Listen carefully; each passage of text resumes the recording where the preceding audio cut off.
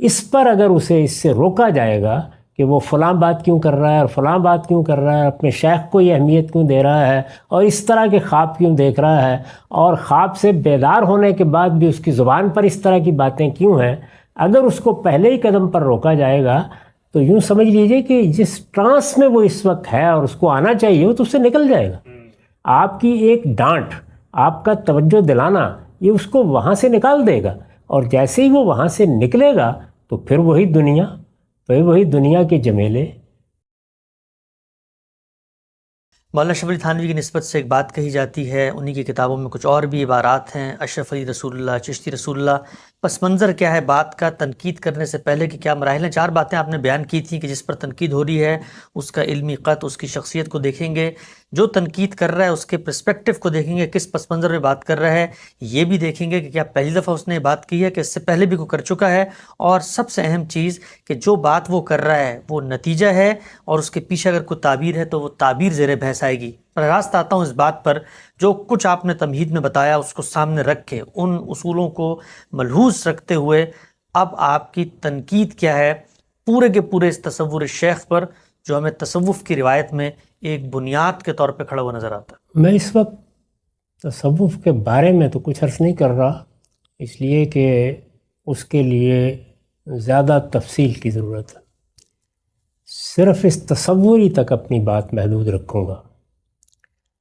اس تصور کو ایک مرتبہ پھر اسی طرح دیکھ لیجئے جیسے اسے پیش کیا جاتا ہے، یعنی انسانوں کی اصلاح کرنی ہے۔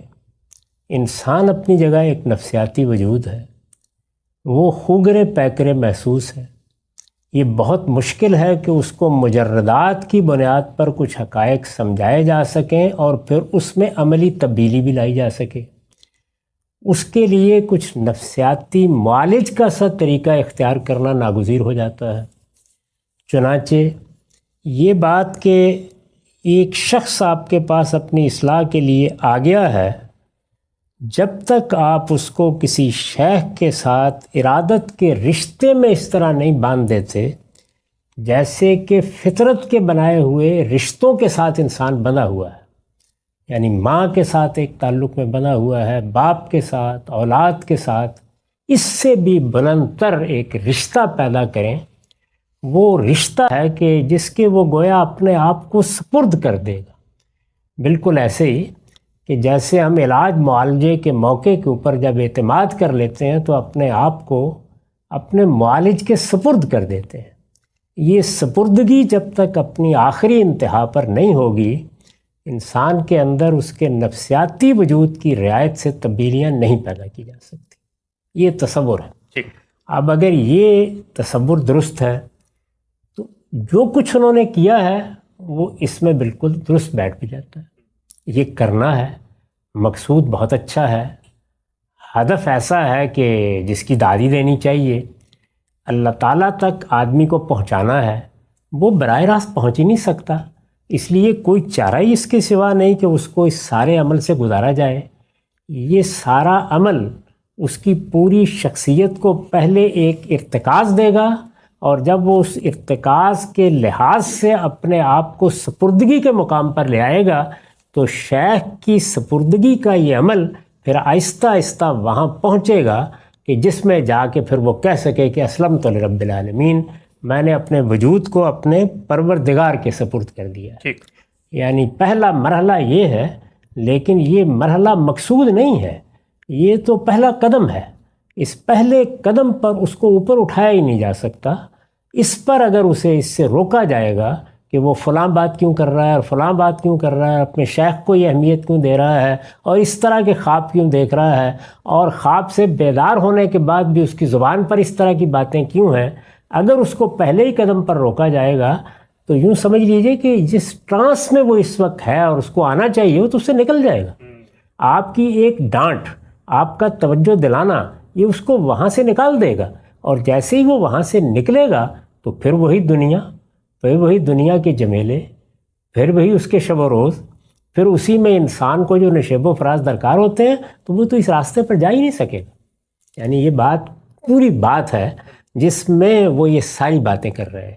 یعنی اگر توجہ نہیں دلا رہے، بیداری میں بھی بات کی جا رہی ہے تو کہہ رہے ہیں کہ اس وقت اس کو توجہ دلانا مقصود نہیں ہے، یا اس بات کی توجیہ کر رہے ہیں کہ اس نے اگر ایسا کہا تو اس سے در حقیقت اس محبت ہی کا اظہار ہو رہا ہے جو وہ اپنے شیخ کے لیے رکھتا ہے۔ اس کے لفظوں پر نہیں جائیں گے، اس کے اندر جو چیز مضمر ہے اس پر نگاہ رکھیں گے تو اپنے اس تصور کو سامنے رکھ کے کہہ رہے ہیں۔ اس لیے میں نے یہ توجہ دلائی تھی کہ اس پورے تصور پر گفتگو کرتے ہوئے یہ عامیانہ لب و لہجہ ہے کہ گستاخی ہو گئی اور فلاں ہو گیا اور نیا کلمہ ایجاد ہو گیا۔ پہلے یہ دیکھ تو لیجئے یہ سب کس پس منظر میں کیا جا رہا ہے۔ اب اگر یہ پس منظر بالکل واضح ہو گیا ہے تو پھر ایک بڑا سوال سامنے آتا ہے۔ وہ بڑا سوال یہ ہے کہ یہ سب کس لیے کیا جا رہا ہے؟ خدا کے دین کے لیے، یعنی اصلاح کر کے اپنے ہاں اچھی ملازمت کرانی ہے، خانقاہ میں خاکروبی کا کام دینا ہے، کوئی اور ذمہ داری ہے جو دنیا میں دے کے کسی مملکت کا صدر بنانا ہے؟ یعنی یہ سب کس لیے کیا جا رہا ہے؟ یہ کیا جا رہا ہے اللہ کے دین پر کاربند کرنے کے لیے، اس سے تو انکار نہیں ہے۔ تو اب اللہ کے دین پر کاربند کرنے کے لیے اللہ کے پیغمبروں نے کیا یہی طریقہ بتایا ہے؟ یعنی یہ طریقہ بتانا چاہیے نا، بہت بڑی بات ہے یہ کہ ایک نفسیاتی وجود ہے، اللہ کے پیغمبر آئے ہیں، یہ بتایا جا رہا ہے کہ وہ ہدایت لے کے آتے ہیں، یہ بتایا جا رہا ہے کہ وہ ہدایت آخری درجے میں پایہ تکمیل کو پہنچا کے جاتے ہیں۔ خود ہمارے ہاں جب وہ ہدایت پایہ تکمیل کو پہنچی تو اعلان کیا گیا کہ الیوم اکملت لکم دینکم۔ اللہ کا پیغمبر بھی دنیا میں موجود رہا، ان کو بھی اصلاح کرنی تھی۔ موسیٰ علیہ السلام کی شخصیت بھی ہمارے سامنے ہے، سیدنا مسیح کی شخصیت بھی سامنے ہے، تو اس میں کیا یہ طریقہ اختیار کیا جائے گا؟ تو میرا جواب یہ ہے کہ نہ صرف یہ کہ یہ نہیں کیا جائے گا، بلکہ وہ دین جو ہمیں پیغمبروں سے ملا ہے اس کے لیے یہ طریقہ انتہائی مضر ہے، یعنی اس سے اتنا شدید نقصان پہنچنے کا اندیشہ ہے کہ جس کا اندازہ نہیں کیا جا سکتا۔ تو اب میں اس کی تفصیل کر دیتا ہوں۔ سب سے پہلے تو یہ سمجھیے کہ ہمارے دین میں جو رشتہ قائم کیا گیا ہے، ماں کا رشتہ، باپ کا رشتہ، رشتے ہیں نا سارے، یہ جو رشتہ قائم کیا گیا ہے اور جو رشتہ پیغمبر جیسی ہستی کے ساتھ بھی قائم کیا گیا ہے، وہ اس سے آگے کچھ نہیں ہے کہ وہ معلم ہے اور ہم متعلم ہیں۔ یعنی جس طرح ایک استاد سکھاتا ہے، تعلیم دیتا ہے، سوالوں کا جواب دیتا ہے، مضمرات کو کھولتا ہے، پیغمبر بھی یہی کام کرتے ہیں۔ رسالت مآب صلی اللہ علیہ وسلم نے خود کیا فرمایا، اس سے پہلے دیکھیے خود قرآن نے کیا فرمایا۔ یعنی جب یہ بتایا کہ یہ پیغمبر دین لے کے آیا ہے تو اس میں کہا گیا کہ یعلمکم، یعنی تمہیں تعلیم دے گا، یہی کہا ہے نا، یعلمہم الکتاب والحکمہ، یہ قانون کی تعلیم دے گا، یہ حکمت کی تعلیم دے گا۔ نتیجے کے طور پر بتایا گیا کہ جب تم اس تعلیم کو اختیار کرو گے تو اس سے تمہیں پاکیزگی حاصل ہوگی، تو اس طرح یہ تمہارا تزکیہ کر دے گا، یہ بتایا گیا۔ تو معلم کا تعلق ہے جو قائم کیا گیا ہے ہمارے ساتھ۔ خود رسول اللہ صلی اللہ علیہ وسلم نے، جس طرح کہ میں نے عرض کیا، یہ کہا کہ بعثت معلما، تو معلم کا تعلق یہی آپ کو سیدنا مسیح کے حواریوں میں نظر آتا ہے۔ وہاں تو ترجمہ کرنے والوں نے ٹھیک ترجمہ کیا، اس نے اپنے شاگردوں سے کہا۔ تو ایک استاد اور شاگرد کے درمیان جو تعلق ہوتا ہے وہ قائم کیا گیا ہے۔ ہمارے دین میں، یعنی انبیاء کے دین میں، زندہ اور بیدار انسانوں کو یہ توجہ دلائی گئی ہے کہ وہ ایک امتحان میں ڈالے گئے ہیں۔ اس امتحان سے انہیں اٹھایا نہیں جاتا، یعنی کوئی چیز بھی ایسی اختیار نہیں کی جاتی کہ اس سے انہیں اٹھا لینا ہے، اس کے اندر رکھ کر انہیں تعلیم دی جاتی ہے۔ یہاں اپنے آپ کو بدلنا، اپنے اندر اس علم کا رسوخ پیدا کرنا، اس کے مضمرات کو کھولنا، اس میں معلم ایک استاد کی حیثیت سے مدد کرتا ہے۔ یہ سارا عمل بھی خود انسان کرتا ہے جتنا بھی ہوتا ہے۔ چنانچہ اللہ کے پیغمبروں کے ہاں آپ کو اس طرح کی کسی چیز کا کوئی ادنا تاثر بھی نہیں ملتا۔ نہ پیغمبر اپنے ساتھیوں کو مراقبے کراتے ہوئے نظر آئیں گے، نہ ریاستیں کراتے ہوئے نظر آئیں گے، نہ اس طرح کے امتحان لیتے ہوئے نظر آئیں گے۔ یعنی آپ پورے حدیث کے ذخیرے کو پڑھ جائیے، کیا رسالت مآب صلی اللہ علیہ وسلم نے کبھی اس طرح کا کوئی امتحان لیا ہے؟ چلیے یہاں تو ایک امتحان رسول اللہ کے معاملے میں لیا گیا، وہاں اللہ تعالیٰ کے بارے میں لے لیا جاتا، کبھی لیا ہے؟ موسیٰ علیہ السلام کی پوری سرگزشت ہمارے سامنے ہے، قرآن پیغمبروں کی سرگزشت بھی سناتا ہے، بائبل ایک تاریخ ہے، اس میں پتہ چلتا ہے کہ خدا کے پیغمبر آگے کیسے بات کرتے ہیں۔ بلکہ اس سے بھی آگے بڑھ کر یہ بیدار کرنے کا کام یا یہ توجہ دلانے کا کام یا یہ تعلق پیدا کرنے کا کام، اس کے لیے جو لفظ استعمال کیا گیا وہ انذار ہے، خبردار کرنا، جھنجھوڑنا، ہیمر کرنا، یعنی یہاں جگایا جاتا ہے نہ کہ سلایا جاتا ہے، بیدار کیا جاتا ہے۔ اور جہاں دنیا میں انسان کھڑا ہے وہیں کھڑا کر کے اس سے تقاضا کیا جاتا ہے کہ نہیں، یوں نہیں ہے کہ تم نے بچوں کو چھوڑ دینا ہے، بیوی کو چھوڑ دینا ہے، زندگی کی تقاضا ختم کر دینی ہے، اپنی صلاحیتوں کے ظہور پر پابندی لگا دینی ہے، جبلتوں کی نفی کر دینی ہے، نفس کو تم نے مارنا ہے، کچھ نہیں، ان میں سے کوئی چیز بھی نہیں کرنی، اور اپنے اندر وہ تقویٰ پیدا کرنا ہے۔ اور یہ ظاہر ہے کہ تدریجی عمل ہے جس سے یہ پیدا ہوتا ہے۔ یہاں تو اس بدو کو بھی کھڑا کر کے یہ نہیں کہا جاتا کہ آؤ تمہیں یہ بتاتے ہیں کہ تمہارے اندر عقیدت اور محبت کیسے پیدا کرنی ہے۔ خدا کے رسول کے معاملے میں اگر آپ قرآن کو پڑھیں تو ادب اور احترام کے تقاضے بیان کیے گئے ہیں، اس طرح کا کوئی ایک تقاضا بھی آپ نہیں دیکھ سکتے کہ بیان کیا گیا، کوئی ایک تقاضا بھی نہیں، یعنی ساری جگہوں میں پڑھ لیجیے، ان کے حکم کے سامنے سر تسلیم خم کیا جائے گا، ان کے فیصلے کو مانا جائے گا، ان کے معاملے میں آواز بھی بلند نہیں کی جائے گی، یعنی ادب کے، احترام کے، پیغمبر کو پیغمبر ماننے کے بعد جو اہمیت دینی چاہیے وہ بیان ہو رہی ہے تمام تر۔ اور اس میں بھی بتایا جا رہا ہے کہ اس لیے کہ وہ محض محمد بن عبداللہ نہیں ہے، وہ محمد الرسول اللہ ہے، اللہ تعالیٰ کے نمائندے کی حیثیت سے کھڑے ہیں۔ اور وہ دعوت بھی پہلے دن سے جس چیز کی دیتے ہیں، وہ دعوت کیا ہے؟ اللہ کا تقویٰ اختیار کرو اور میری بات مانو، یعنی یہ دو لفظ اختیار کرتے ہیں، یا کبھی تقوی کی جگہ کہہ دیتے ہیں کہ عبد اللہ، اللہ کی بندگی کرو، اس کے بندے بن کر رہو اور میری بات مانو۔ میری بات مانو یعنی جو میں تمہارے پاس پیغام لے کے آیا ہوں وہ خدا کا پیغام ہے، میں تم تک پہنچا رہا ہوں۔ تو یہ سارا عمل کہ انسان کو ایک نفسیاتی وجود کے طور پر لے کر ایک نفسیاتی معالج کی طرح اس کو پہلے ایک خاص طرح کے ارتکاز توجہ کے مقام پر لانا ہے، اس کی توجہات کا مرکز کسی شخص کو بنانا ہے، اس کے ساتھ ارادت پیدا کرنی ہے، ارادت کو عقیدت تک لے جانا ہے، یہاں تک لے جانا ہے کہ وہ اس کے خواب دیکھے اور ان سے اٹھ کر بھی اس کی رسالت کا کلمہ پڑھے۔ یہ ہمارے دین کے اندر نہ پہلے قدم پر گوارا ہے نہ آخری قدم پر گوارا ہے، سرے سے ہے ہی نہیں، یعنی یہ طریقہ ہی نہیں اختیار کیا گیا، اس کی کوئی ذمہ داری بھی نہیں ڈالی گئی۔ اللہ تعالیٰ نے بتا دیا ہے کہ میں نے انسانوں کو آزاد پیدا کیا ہے، اس میں کسی نوعیت کا کوئی جبر روا نہیں رکھا، اور اس طرح سے کوئی نشہ پلا کے گرانے کے طریقے بھی اختیار نہیں کیے، کچھ بھی نہیں ان میں۔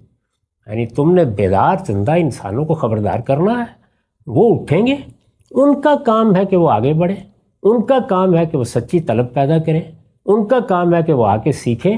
جب وہ سیکھیں اور سیکھنا چاہیں تو آپ کا کام سکھانا ہے، جس طرح کہ ایک معلم سکھاتا ہے۔ تو یہ تعلق ہے جو وہاں پیدا کیا گیا ہے، یعنی سرے سے وہ منصب جس کا یہاں ذکر ہو رہا ہے وہ وہاں ہے ہی نہیں۔ چنانچہ پیر، مرشد، شیخ، یہ الفاظ کبھی آپ نے پیغمبروں کے ہم بھی دیکھیں۔ رسول اللہ صلی اللہ علیہ وسلم معلم ہیں ہدایت کے لحاظ سے، دعوت لے کے اٹھ کھڑے ہوئے ہیں، وہ دعوت لے کے اٹھے ہیں۔ تو آپ پڑھیے مسند احمد بن حنبل میں اپنے قریب ترین اعزاء کو بلا کے دعوت دے رہے ہیں، تو وہاں جو الفاظ ہیں یعنی پیغمبر کی حیثیت سے تو اطاعت کا مطالبہ ہے، فاتقوا اللہ واطیعون، لیکن دعوت کی جد و جہد میں میرے ساتھی بننے کے لیے کیا ہے؟ ان یکون اخی و صاحبی، کون میرا دوست بنتا ہے، میرا ساتھی بنتا ہے، میرا بھائی بنتا ہے۔ اسی لیے رسول اللہ کے جو ساتھی ہیں یا جنہوں نے آپ کی دعوت میں آپ کی نصرت کی ہے، وہ کون ہیں؟ وہ مرید نہیں ہیں، وہ صحابہ ہیں۔ وہاں حواری ہیں، یہاں صحابہ ہیں۔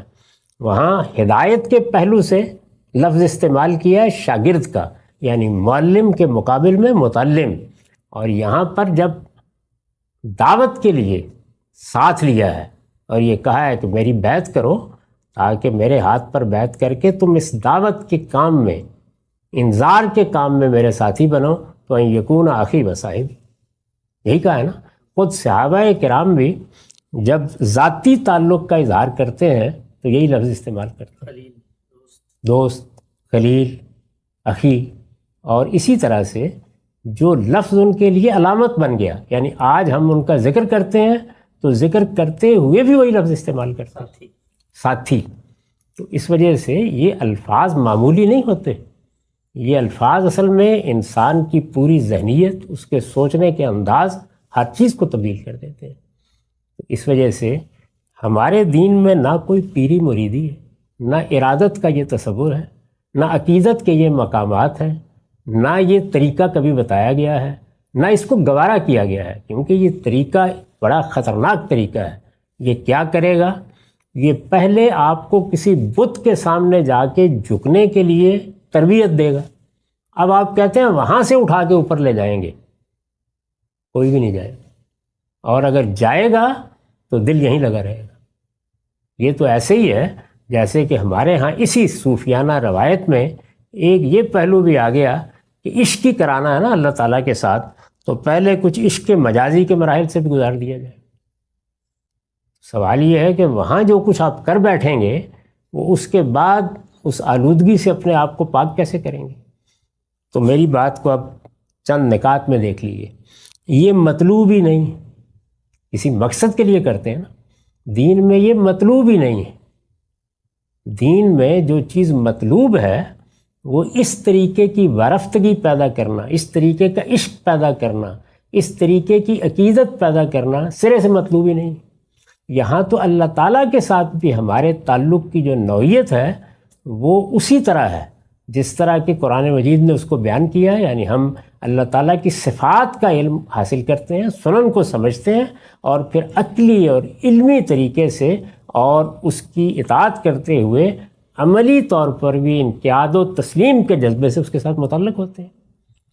اسلمت لرب العالمین، یا اپنے آپ کو اللہ کی نظر کر دینا، یہ بھی در حقیقت اللہ تعالیٰ کے مطالبات کے لحاظ سے ہوتا ہے، نہ کہ کسی شخصی تعلق کے لحاظ سے ہوتا ہے۔ تو جو تعبیریں اختیار کی جاتی ہیں وہ ہمارے دین کے لیے، قرآن و سنت میں جو دین بیان ہوا ہے اس کے لیے اجنبی تعبیریں ہیں، یعنی عشق الہی کی تعبیر بھی ایک اجنبی تعبیر ہے۔ اللہ تعالیٰ کے ساتھ محبت بڑی پاکیزہ چیز ہے، یہ دماغ کا خلل نہیں ہے، اس میں انسان اس طرح کے خواب نہیں دیکھنے لگ جاتا۔ یہ محبت وہی ہے جو ہمیں ماں سے ہوتی ہے، باپ سے ہوتی ہے، رشتوں سے ہوتی ہے، اپنے مقصد سے ہوتی ہے، نسب العین سے ہوتی ہے، اپنی قوم سے ہوتی ہے۔ یہی محبت ایک بڑے بالا تر احساس کے ساتھ اللہ کے پیغمبر سے بھی ہوتی ہے اور اللہ تعالیٰ سے بھی ہوتی ہے۔ تو یہاں تصورات بالکل الگ ہیں، لفظ ملتے جلتے ہیں، لیکن ان کو آپ اٹھا کر ایک ایسی تعبیر دے دیتے ہیں کہ جو ہمارے دین میں پہلے دن سے مطلوب ہی نہیں ہے۔ عام آدمی کو یہ چیز بڑی پرکشش لگتی ہے، اس لیے کہ ہمارے دین میں آدمی کے اصلاح پانے، علم کو درست کرنے، عمل کو درست کرنے، علم میں پاکیزگی اختیار کرنے، عمل میں پاکیزگی اختیار کرنے کا یہ سارا معاملہ ایک شعوری معاملہ ہے۔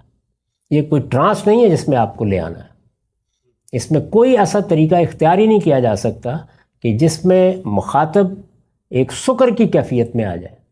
یہاں صاحب ہی صاحب ہے، آپ بیدار ہوں گے۔ اس دنیا کا قاعدہ کیا ہے؟ چشم بندو گوش بندو لب بند، دانہ بینی سر حق برمن بخن۔ صوفیانہ تعبیر میں یہی کہا جاتا ہے، آنکھیں بند کرو، کان بند کرو، زبان بھی بند کر لو، سر حق اس کے بعد ہی نظر آئے گا تمہیں۔ اور یہاں کیا ہے؟ یہاں یہ ہے کہ چشم و گوش و لب کشا ہے ہوش مند ہو کر آنکھیں بھی کھولو، لب بھی کھولو اور کان بھی کھولو۔ چنانچہ قرآن مجید کو دیکھیے، وہ تو کہتا ہے کہ یہ تمہیں ہو کیا گیا ہے؟ آنکھیں میں نے بصیرت کے ساتھ دیکھنے دی ہیں، کان میں نے حقائق کو سننے کے لیے دیے ہیں، تم ان کو بند کیسے کر سکتے؟ آپ جانتے ہیں کہ جو سب سے زیادہ سریع طریقہ ہے یہاں منازل طے کرنے کا وہ مراقبہ ہے، اور ہمارے ہاں کیا ہے؟ آنکھیں کھولو، کان کھولو، اس کائنات کو دیکھو، اس کا مشاہدہ کرو۔ استدلال کی بنیادیں اور ہیں یہاں، سیر باطن سرے سے کوئی راستہ ہی نہیں ہے، بلکہ جو راستہ ہے وہ یہ ہے کہ مشاہدہ، تجربہ، کائنات کا مطالعہ، اس کے اندر علمی طریقے سے اتر کر غور کرنا، یعنی یہاں بیداری ہی بیداری ہے۔ جو لفظ پیغمبروں کے مشن کے لیے استعمال کیا گیا وہ جگانا، خبردار کرنا، بیدار کرنا، غفلت سے اٹھانا ہے۔ تو اصل میں دنیا کے اندر انسان جو کہ کمزور واقع ہوا ہے، میں آپ سب ایسے ہی ہیں، تو دل چاہتا ہے کہ یہ راستہ اتنا کٹھن نہ ہو، یہ اس طرح کے مراحل سے نہ گزرے۔ آپ نے دیکھا ہے کہ عام طور پر دنیا میں لوگ یہ کرتے ہیں کہ جب مصیبتیں، تکلیفیں، یہ دنیا کا راستہ ہے نا جو اللہ نے بنایا ہے، اس میں نشے فراز آتے ہیں، اس میں معاش کی جدوجہد کرنی ہوتی ہے، گھر بنتا ہے، کما کے لانا پڑتا ہے، اس میں کبھی کامیابی ہوتی ہے کبھی ناکامی۔ وہ کہتے ہیں کہ غم غلط کرنے کے لیے آئیے شراب پی لیتے ہیں، ایسا ہوتا ہے، فلاں نشہ کر لیتے ہیں۔ اب یہ جو آدمی کے اندر جلد بازی ہے یا گریز ہے یا بزدلی ہے یا کمزوری ہے، وہ مادی طور پر جب اس پر حملہ ہوتی ہے تو ان چیزوں کا تقاضا کرتی ہے۔ اور بہت سے لوگ ہیں کہ وہ ہو سکتا ہے اچھے معالج ہوں اور تجویز بھی کر دیں کہ بھائی کوئی حرج کی بات نہیں، تھوڑا بہت آدمی سکون نہیں لیتا ہے، سکون آور ادویات دینی پڑ جاتی ہیں بعض اوقات۔ علاج معالجے کی دنیا میں آپ اس کو گوارا کرتے ہیں اس لیے کہ آدمی مریض ہو گیا، لیکن کیا خدا نے دنیا میں لوگوں کو مریض ہونے کے لیے پیدا کیا ہے؟ اس لیے پیدا کیا ہے کہ صحت مند رہو، زندہ رہو، بیدار رہو۔ تو ہمارے دین میں اس طرح کا کوئی طریقہ سرے سے کبھی تجویز ہی نہیں کیا گیا۔ یہ تصور شیخ، یہ اس طرح کا شیخ، یہ اس کی ارادت، یہ اس کی مریدی، اس سے مریدی کا تعلق پیدا کرنا، اس سے اس طرح تربیت پانا، شیخ کا اس طرح تربیت کرنا، یہ خدا کے دین کے لیے سب کچھ بالکل اجنبی ہے۔ جب آپ اس کو اختیار کر لیں گے تو اس کی ابتدا اختیار سے ہونی ہے، اس کی انتہا اشرف علی رسول اللہ پر ہونی۔ اس ابتدا کے بعد اس انتہا سے آپ بچ ہی نہیں سکتے۔ اور یہ میں نے صرف تمثیلاً عرض کیا، یہ اور 10 صورتوں میں بھی ہوگی۔ تو میں بہت ادب کے ساتھ ان بزرگوں سے بہت معذرت کے ساتھ یہ عرض کرتا ہوں کہ یہ صوفیانہ تعبیر اپنی ذات میں، اپنے مقاصد میں، اپنے اصول میں، اپنے طریقے میں، اپنے اہداف میں، یہ اللہ کے دین سے بالکل ایک مختلف چیز ہے۔ اسی لیے میں نے اس کے بارے میں یہ تعبیر اختیار کی تھی کہ یہ متوازی نظام فکر ہے، ایک متوازی دین ہے۔ اس میں در حقیقت مقدمات بھی اور ہیں، منزل بھی اور ہے، ہدف بھی اور ہے، تعلق بھی اور ہے، راستہ بھی اور ہے۔ تو اس لیے ان دونوں کو آپ اکٹھا کر نہیں سکتے۔ ان کو اکٹھا کرنے کی کوشش کریں گے تو آپ اسی صورتحال سے دوچار ہوں گے۔ تو ہمیں در حقیقت لوگوں کو یہ بتانا ہے کہ وہ بجائے اس کے کہ اس طرح کی چیزوں کو اٹھا کر ان بزرگوں کے بارے میں غلط لب و لہجہ اختیار کریں، ان کو بعض ایسے الفاظ کے ذریعے سے لوگوں کے سامنے رکھیں کہ جس سے مسلمانوں کے اندر ایک نفرت کی فضا پیدا ہو، اس سے اوپر اٹھا کر ان کو اصل بات سمجھائی جائے، یعنی وہ چیز کیا ہے جس سے یہ سب کچھ پیدا ہو رہا ہے۔ جب وہ تصور آ جاتا ہے تو پھر وہ اس کے نتائج پیدا کرتا ہے، ہر تصور پیدا کرے گا۔ یعنی لوگوں نے کمیونزم کو دنیا کے مسئلے کا حل سمجھا تو اس کے بعد ان کے لیے یہ کوئی بات ہی نہیں تھی کہ ہزاروں لاکھوں لوگ بھی اگر اس مقصد کے لیے مار دیے جائیں تو کیا فرق پڑتا ہے۔ اسی طرح جن لوگوں کے اوپر اس دنیا میں انقلابی قسم کی کوئی روح بیدار ہو جاتی ہے تو آپ نے دیکھا ہے کہ اس کے بعد عام یہ کہتے ہیں کہ وہ 10-20 ہزار مار دیں دنیا تو ٹھیک ہو جائے، ہے نا ایسا؟ یعنی جان مال آبرو جس کی حرمت قائم ہے ان کے نزدیک بے ایمانی ہو جاتی ہے ایسے موقعوں کے اوپر۔ تو پہلے آپ کو یہ جاننا چاہیے کہ آپ کا ہدف کیا ہے۔ ہمارے دین میں یہ سرے سے ہدف ہی نہیں ہے۔ پہلی بات یہ کہ ہدف ہی نہیں ہے، دوسرے یہ کہ یہ طریقہ دین کے مقاصد کے خلاف ہے۔ نہ صرف یہ کہ دین میں نہیں ہے، دین کے مقاصد ہی اس سے مختلف ہے۔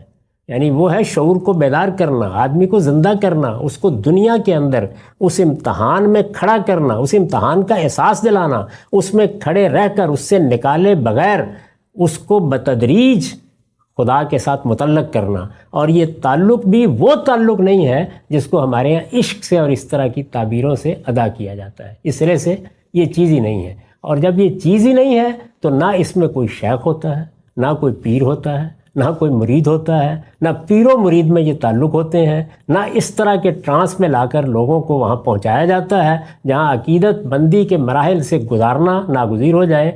تو تصوف میں تو اس میں کوئی شک نہیں کہ شیخ کی یہی ضرورت بھی ہے اور اس کے مقاصد کا یہ تقاضا بھی ہے، لیکن اللہ کے دین میں نہ یہ ضرورت، نہ اس کے مقاصد کا تقاضا، نہ اس طرح کی کسی چیز کو ادنا درجے میں وہ گوارا کرتا ہے۔ یہ راہ اور ہے، وہ راستہ۔ ہم صاحب بہت ہی تفصیل سے زیر بحث آیا کہ تصور شیخ جو تصوف کی روایت میں بیان کیا جاتا ہے اور جس کے نتائج ہم نے کچھ مثالوں کے سامنے آپ کے سامنے رکھے بھی، ان پر آپ کی تنقید کیا ہے دین کی روشنی میں۔ چند مختصر سوالات ہیں، میں چاہتا ہوں ذرا ان پر بھی تبصرہ ہو جائے۔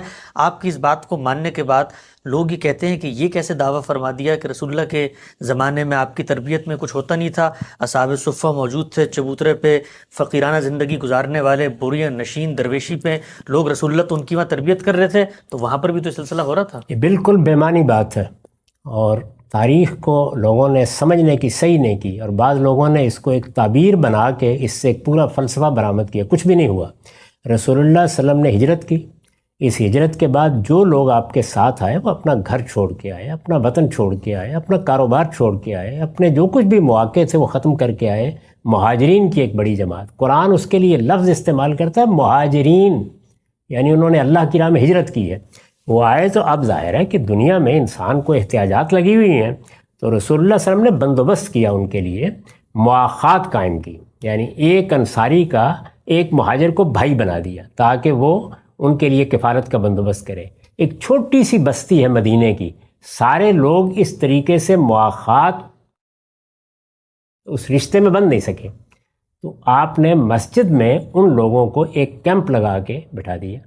جیسے جیسے وہ اپنے پاؤں پر کھڑے ہو جاتے تھے تو چلے جاتے تھے، یعنی کسی کا کاروبار ہو گیا، کسی نے کسی کے ساتھ معاملہ کر لیا، کسی نے کسی کو بھائی بنا لیا، اس کے کاروبار میں شریک ہو گیا، تو اب گویا جو کام نہیں کیا جا سکا وہ تدریج سے ہوتا رہتا تھا، حکمران کی حیثیت سے بھی، مسلمانوں کی جماعت کے قائد کی حیثیت سے بھی، اور آپ ان ساری حیثیتوں میں اللہ کے رسول بھی تھے، تو آپ نے ان لوگوں کی ضروریات پوری کی۔ وہی زمانہ انتہائی اسرت کا زمانہ تھا، یہ مہاجرین کا کیمپ ہے۔ قرآن مجید تو ان کا تعارف کراتا ہے للفقراء الذین احصروا فی سبیل اللہ، یعنی یہ در حقیقت وہ لوگ ہیں جو محتاج ہو گئے ہیں، اللہ کی راہ میں نکلے ہیں، ہجرت کر کے آئے ہیں، ان کی مدد کرو۔ اور یہ تو اب ظاہر ہے کہ یہ وہ لوگ نہیں ہیں کہ جو کوئی گداگری کرنے کے لیے آئے ہیں، یہ وہ لوگ ہیں کہ لا یسلون الناس الحافا، یہ لوگوں کے پاس جا کے جس طرح گداگر کرتے ہیں، یہ کچھ مانگ تو نہیں سکتے، تو ان کی مدد کرو۔ تو یہ اصل میں یہ لوگ ہیں۔ اب ظاہر ہے وہ وہاں ہیں تو مسجد میں رہیں گے، وہاں ہیں تو حضور سے بھی کچھ سیکھیں گے، وہاں ہیں تو کچھ روایتیں بھی یاد کریں گے، وہاں ہیں تو حضور کی صحبت سے بھی فائدہ اٹھائیں گے۔ یہ بالکل ایسا ہی ہے کہ جس طریقے سے ایک عظیم معلم، یعنی اگر آپ کو میسر ہو، مجھے میسر ہو، تو ہم نہیں فائدہ اٹھائیں گے، لیکن کیا وہاں ان کو مراقبہ کرایا گیا تھا؟ وہاں ان کے لیے کوئی نصاب بنا کے ان کی تعلیم کا بندوبست کیا گیا تھا؟ وہی دین تھا جو سب صحابہ کو بتایا جا رہا تھا، وہی انہیں بتایا جا رہا تھا، اسی کے احوال تھے، اسی کے مقامات تھے۔ تو یہ بات اس طرح ہے ہی نہیں در حقیقت۔ یہ جو لوگ عام طور پر بیان کرتے ہیں کہ حضور کے گھر میں چراغ بھی نہیں جلتا تھا، یہ وہی دن ہے، یہ چند سال ہیں، 4-5 سال، جن میں ان مہاجروں کی ذمہ داری کی وجہ سے رسول اللہ صلی اللہ علیہ وسلم نے اپنے گھر والوں کو بھی یہ کہہ دیا تھا کہ ان کی ضرورتیں پہلے پوری ہوں گی، اس کے بعد میں اپنی ضرورتیں پوری کروں گا۔ یہ بات ہی لوگوں نے نہیں سمجھی اور اس کو اصحاب صفہ بنا دیا، معلوم نے کیا چیز بنا دی۔ اچھا، ہم سے ایک اور نقطہ بیان کیجیے گا۔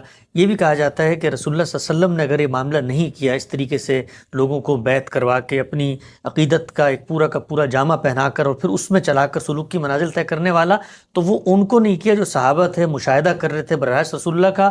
یہ آج کے دور کے عام لوگ، یہ اپنی معاش کی جدوجہد میں سرگرداں، نہ دین کا پتہ نہ دنیا کا پتہ، تو ان کی مثال لا کر کیوں کمپیئر کر رہے ہیں؟ ان کے لیے وہی طریقہ ٹھیک تھا، لیکن ان کو اگر ہم اس طریقے سے کریں گے تو یہ تو دین پر آئیں گے ہی نہیں۔ ان کو مشاہدہ کروایا گیا، بیٹھ گئے تھے وہ رسالت مآب صلی اللہ علیہ وسلم کا شب و روز مشاہدہ کرتے رہتے تھے، وہ اپنے کاروبار کرتے تھے، باہر جاتے تھے، کھیتی کرتے تھے، قافلے لے کے جاتے تھے۔ سیدنا عمر کو تو یہ مسئلہ پیش آ گیا کہ جو حضور کا علم لوگوں کو ملتا رہتا ہے، میں محروم ہو جاتا ہوں، تو انہوں نے بعض لوگوں سے درخواست کی کہ ذرا تم جو بات سنو مجھے بھی بتا دیا کرنا۔ اس میں وہی کام ہو رہا تھا جو معلم اور متعلم کے تعلق میں ہوتا ہے۔ یہی تعلق پیدا کیا ہے خدا کے پیغمبروں نے، اسی تعلق کی وراثت ہے جو علماء کو منتقل ہوتی ہے۔ ان کا بھی یہ کام نہیں ہے کہ وہ لوگوں کو اس طریقے سے منازل طے کروائیں جس طرح کے نفسیاتی معالج طے کراتے ہیں. یہ جتنے ہمارے لوگ ہیں اگر یہ اس کو دین کا پیرہن پہنانے کی بجائے ایک نفسیاتی معالج کی حیثیت سے لوگوں کے ساتھ معاملہ کریں تو کوئی خرابی کی بات نہیں ہے. کرتے رہتے ہیں لوگ، لیکن جیسے ہی آپ اس کو دینی تعبیرات دیں گے، دینی اصطلاحات دیں گے، تو اس میں تو پھر یہی خواب آئیں گے جو آپ نے بیان کیے ہیں. اس میں لوگ آ کے اپنی عقیدت کے اسی طرح سے اظہار کریں گے، ان کے اوپر یہی کیفیت طاری ہوگی. جب آپ نے ان کے پورے وجود کو پہلے اپنی ذات کے ساتھ وابستہ کر لیا ہے تو ان کو تو نہ اس وقت رسول نظر آئے گا نہ خدا نظر آئے گا. لیکن یہ طریقہ خدا کے پیغمبروں نے نہ کبھی اختیار کیا. اس کا کوئی ادنا تاثر بھی اگر آپ کو رسالت مآب صلی اللہ علیہ وسلم کی مکی یا مدنی زندگی میں مل جائے تو یہ دنیا کے لیے ایک انکشاف ہوگا. کبھی بتائیے گا. بالکل ایک معلم اور متعلم کے تعلق پر حضور نے لوگوں کو دین بتایا ہے، سوال کا جواب دیا ہے، سمجھایا ہے. لوگوں نے اپنے اندر، اور یہ جو آپ غیر معمولی چیز صحابہ کے یہاں دیکھتے ہیں، میں پوچھتا ہوں نوح علیہ السلام اپنے لوگوں میں کیوں پیدا نہیں کر سکے؟ لوط علیہ السلام کیوں پیدا نہیں کر سکے؟ حضرت موسیٰ اتنی جد و جہد کے باوجود کیوں اس صورتحال سے دوچار ہو گئے کہ اپنے ہی لوگوں نے صرف 40 دن کے لیے گئے اور اس کے بعد وہ سب کچھ کر ڈالا؟ کیوں نہیں ہوا یہ؟ تو اصل بات یہ ہے کہ بارش ایک ہی ہے جو ہر دفعہ برسی ہے، یہ زمین ہے جو مختلف ہے. اصل میں بنی اسماعیل کے اندر سے وہ لوگ نکلے ہیں کہ جن کے اندر یہ طاقت موجود تھی کہ ان میں کوئی ابو بکر بن گیا اور کوئی عمر بن گیا، اور جن کو نہیں بننا تھا وہ نہیں بنے. خدا کا بالکل سادہ قانون ہے جس پر اللہ کے پیغمبر انسانوں کے ساتھ معاملہ کرتے ہیں. وہ انسانوں کو نشے میں لا کر کوئی بات نہیں کرتے، وہ بالکل حالت صحب میں ان سے خطاب کرتے، انہیں بیدار کرتے، ہوشیار کرتے، اور اسی حیثیت سے دین سمجھاتے ہیں. اور ان کے تبدیل ہونے کا عمل بھی تدریجی ہوتا ہے، اور ہر شخص کی اپنی صلاحیت، طاقت اور اس کی جد و جہد صحیح کے مطابق ہوتا ہے. اس میں کوئی باہر سے چیز آتی ہی نہیں ہے جو لوگوں کو پکڑے اور پکڑ کر نگاہ مرد مومن سے بدل جاتی ہیں تقدیریں. کچھ نہیں ہوتا یہاں. ٹھیک ہے. اچھا صاحب یہ پہلو بھی بتائیے کہ آپ نے کہا بنیاد اگر غلط ہو جائے تو پھر نتیجہ بھی غلط ہو جائے گا، اور اس کے ایسے جس کو آپ کہتے ہیں نتائج سامنے آئیں گے جن کے مقاصد سے متصادم ہوں گے. کہا جاتا ہے کہ بھائی ہماری جو بھی بنیاد ہے، نتیجہ دیکھو پورا ہندوستان آج مسلمان ہے، یہی یہاں پر بڑے بڑے بزرگان دین تھے، اولیاء اللہ تھے، صوفیاء تھے، انہی کے ساتھ چل کے سلوک کی منازل طے کر کے ان کا مرید بن کے لاکھوں نہیں کروڑوں لوگ مسلمان ہو گئے. اسلام کی خدمت اس سے بڑھ کے کیا ہوگی؟ تو نتیجہ تو ہمارے حق میں پورا قرآن پڑھ جائیے. اللہ تعالیٰ کو اس سے کوئی دلچسپی نہیں ہے کتنی بڑی تعداد میں لوگ مسلمان ہو گئے. اس سے دلچسپی ہے کہ انہوں نے دین کو سمجھا کیسے، انہوں نے اپنے آپ کو جنت میں جانے کے قابل کتنا بنایا ہے، انہوں نے اپنا تزکیہ کس بنیاد پہ کیا ہے. اس طرح کی چیزیں جب زیر بحث آئی ہیں تو حضور کو توجہ دلا دی گئی ہے کہ آپ کا یہ کام نہیں ہے. آپ کا کام صرف یہ ہے کہ آپ بلاغ مبین پر کھڑے ہوں، آپ نے جو بات پہنچانی ہے وہ پہنچائیں. یہ لوگوں کا کام ہے، اور اس میں کتنے منتخب ہوتے ہیں کتنے منتخب نہیں ہوتے. اس لیے دین کے کسی عالم کی یہ ذمہ داری نہیں ہے کہ وہ یہ دیکھے کہ مخاطبین میں سے کتنے تعداد میں لوگ ہیں. نہیں، اس نے دین کو کتنا بے کم و کاست بیان کیا ہے. اس نے دین کی شرح و وضاحت میں کسی جگہ کوئی مداہنت تو نہیں برتی، بات صحیح طریقے سے کہی ہے، صحیح اصول پر کہی ہے. یہ اس کی ذمہ داری ہے. تو ان چیزوں کو اس بنیاد پر دیکھنے کی کوئی ضرورت ہی نہیں ہے. نتائج کے لحاظ سے دیکھنا یہ ہمارے دین میں سکھایا ہی نہیں گیا، ورنہ کہنا پڑے گا کہ یہ سارے لوگ انتہائی کامیاب تھے. نوح اور لوط اور یہ سب جن کی داستان قرآن سناتا ہے انتہائی ناکام دنیا سے رخصت ہوئے. الیاذ باللہ. غم صاحب ہمارا وقت یہاں پہ ختم ہوتا ہے. ان 4 نشستوں میں بڑی تفصیل سے ہم نے غم صاحب سے یہ جانا کہ یہ اشرف علی رسول اللہ مرید کا خواب دیکھنا اور چشتی رسول اللہ کا کلمہ پڑھوانا، اس سارے معاملے کو اپروچ کرنے کا صحیح زاویہ نظر، درست منہج فکر کیا ہے، اور تنقید کے اصول کیا ہے، اور جب تنقید کی جائے گی تو کیسے کی جائے گی. اور